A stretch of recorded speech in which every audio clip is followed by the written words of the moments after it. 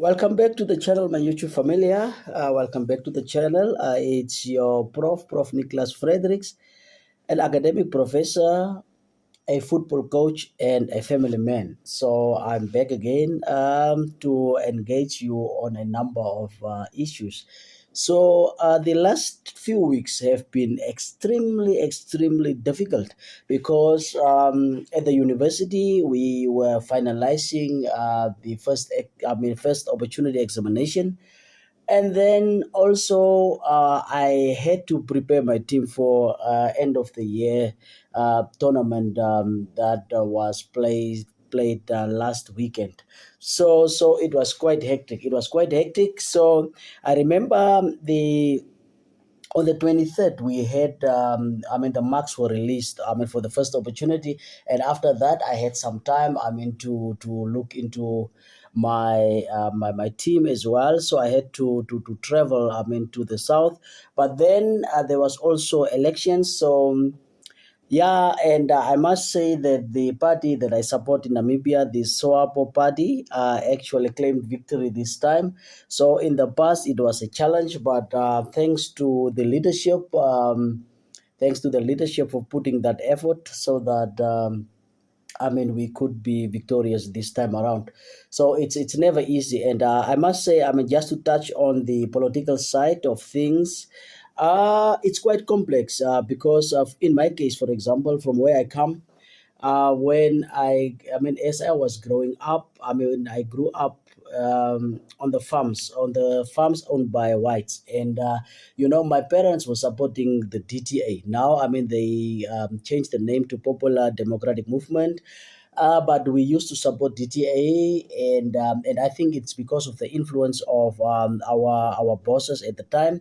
But with time, ever since I was able to make my own decisions, I actually moved over to the Swabo Party, and this is after realizing what the party has done for Namibia. People don't know, don't understand. Whenever the presidents, the current president would talk about peace and stability, people don't understand because what I've realized is that Namibians do not travel that much. So they don't travel and they don't know what's happening in the other countries. And I often tell people that before you actually put the blame on the ruling party, there are things that I always challenge people with to think about it critically. Our elders are getting old age pension, for example, and with this old age pension, what is happening is that even those who never worked in their entire life would actually get that pension. That's how good our government is, and we can't underestimate that particular fact. And even when there is no drought, it's not that bad. We still get drought relief food. In the rural areas, people would get food, and so on. So those are some of the good things. And in terms of the road infrastructure, Namibia has been, one of the top countries with the best roads in Africa for, I don't know, for the past how many years. And if the government is that bad, it's impossible to achieve, that particular milestone as well. And then currently I'm sitting with a situation where my mom is in the hospital, and the care that she's getting there. Of course, if people who are employed by the government, by the state, is not doing their part, then it shouldn't be the state that we must blame. Then it's down to the individuals. So she's getting the best care, and then she would undergo operation and so on. And those things are expensive. And it's actually done at the state hospitals. And so we only pay, is it $4? It used to be $4. Now because most of the times, if you go to a clinic or a hospital, even if you don't have the $4 or the $10 that they require, they will still assist you. So that's why I can't even remember whether it's still $4 or is it $10. But it's free, guys. In Namibia, you go there and talk about the meals you eat in the morning, afternoon, during the evening. That's good governance, guys. That's good governance, and then we need to upload the leadership. In that regard. And then the other is when it comes to the education sector. for some of us who actually matriculated in Namibia and studied in South Africa, we have realized that people think that our educational system is that bad. But for some of us who actually went out and studied elsewhere, we have realized that we are not that bad. So, and that's why I've been saying, you can go out in the street, and then if you find a 10, 11-year-old Namibian, ask them to count, I mean, from 1 to 10, 1 to 100, or ask them to actually, give you the alphabet A to Z. They will do that. In terms of literacy, we are not far behind. We are doing very, very well. And then the other thing that this government has been doing is to level a number of things. Like for some of us, we are coming from a disadvantaged kind of a community. Especially in South Africa, the Nama community is extremely disadvantaged, marginalized.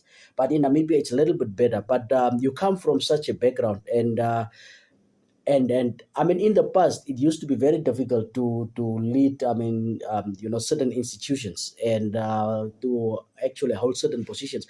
But now it's equal, it's level, and you would get an opportunity as long as you work very hard. So you just need to work very hard. If you just work very hard, and then everything is going to be fine. So I mean, those are some of the benefits of the current governance. I mean, I think, based on that, I would always support them. Think about free education at schools. It's free, and even at the university now, it's free. That's the country that I live in, and that's why I always say I only have got one citizenship, and that's the Namibian citizenship, and I'm proud of that, because the leaders are trying. And then also to tell you something, few years back, I got an opportunity to examine the SADC tertiary essay competition, and you know, upon my arrival, I've realized the respect that the SADC members have for Namibia and its governance. There were only kind things about our late former president, President Haji Kengo.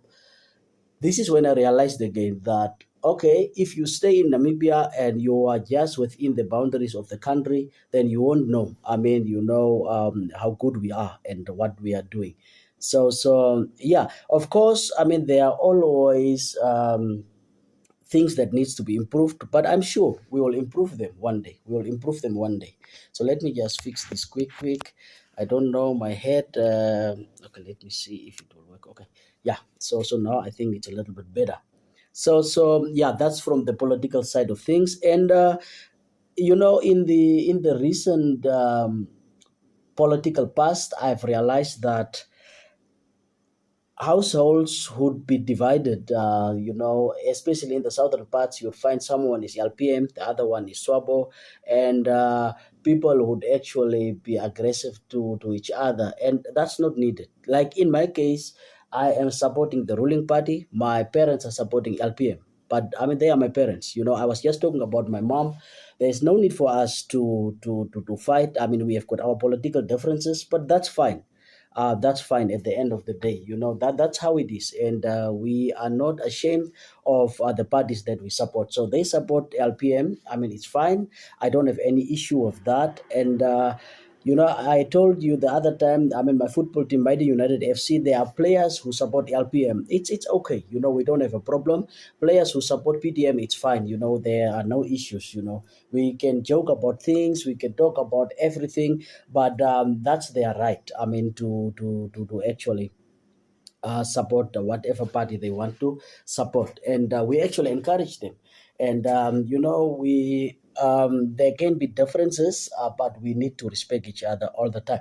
All right, so coming back, that's to do of the elections. So it was successful for us, and yeah, and then over the weekend we had the football tournament. So the captain ref Hendrik Witboy Heritage Cup. So it was a very interesting tournament, very nice. I must say, it's only that, from our end, we drew Davep Stars FC. It's a team that used to be in Malta here, but the uncle moved to Hipion and then moved with the team. So the team is based in Hipion now. So I mean, we are rivals now. For the past few years, we have been rivals, and I must say they have improved a lot. They have improved a lot.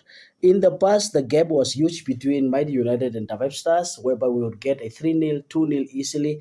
But of late, it's the victories are just on penalties, or it's 1-0. It's what so it's interesting. I mean, how they are growing, but I mean the growth is evident. I mean, for them as well. So which is a positive for our village, because if if both teams are, are are strong enough,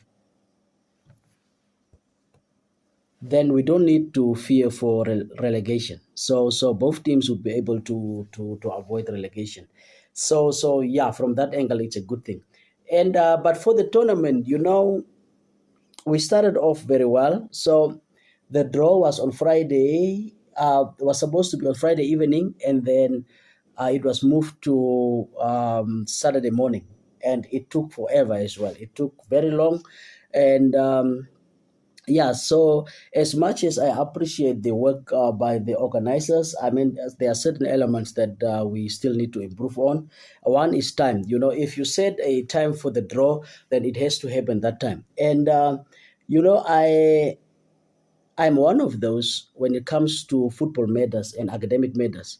I may talk about something, and people may actually see um, it happening after 10 years. So just to talk about the current situation when it comes to the eligibility of players, whereby in the past we have been fighting this thing of we want a tournament that only consists of second division and third division players, second, third, and bush league, and not first division, because they've got an advantage now. I mean, people are actually buying into that idea. People are moving into that direction, which is a positive. So coming back to this particular tournament, so everything was fine, everything was okay. And so our match was at 3, if I'm not mistaken, around 3. And so it started off well. But then from the 20th minute or so, the referee actually, started to mess things up. So let me quickly take you to what FIFA says about fairness. Promote fair play and mutual respect. So FIFA's interactions with various stakeholders in 2020 reinforced football's core values of respect and fair play on the pitch. So let me take you back. I mean, I would just read, I mean, part of what FIFA says about fair play and mutual respect, core values of respect and fair play on the pitch. So FIFA and the United Nations Office on Drugs and Crime signed a memorandum of understanding to jointly address threats posed by crime to sport, safeguarding football from corruption and match manipulation, promote youth crime prevention, and keeping children and young athletes safe from violence and exploitation. So why am I reading this? For some of us, we put so much effort in football, because for me, the main objective is to, as much as we want to showcase the talent of the boys, but to keep them off the streets. So that's one of the main elements, and then to teach them core values of I mean, that can actually assist them in succeeding, trustworthiness, amongst other, and so forth.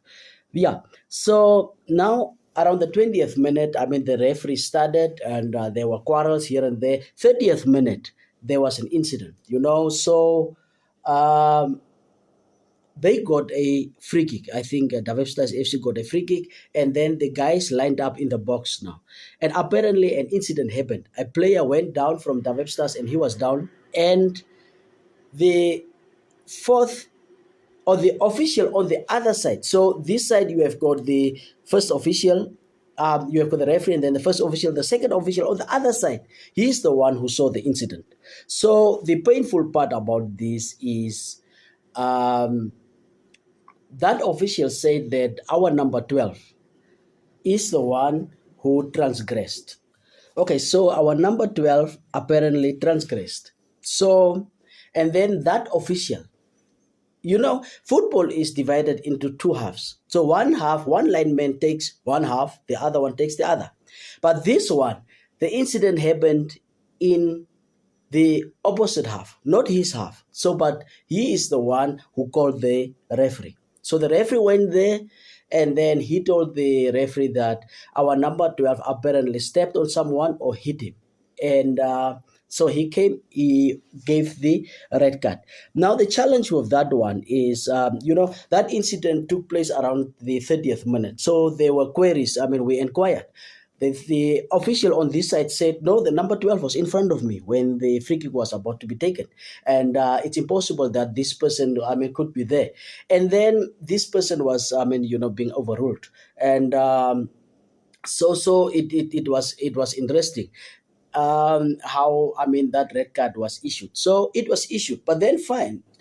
That was around the 30th minute. So if the matches lasted for 40 minutes, then the 10 minutes, I mean, of that argument there, it was around 42 minutes when the match restarted, and then the referee actually, signaled for halftime.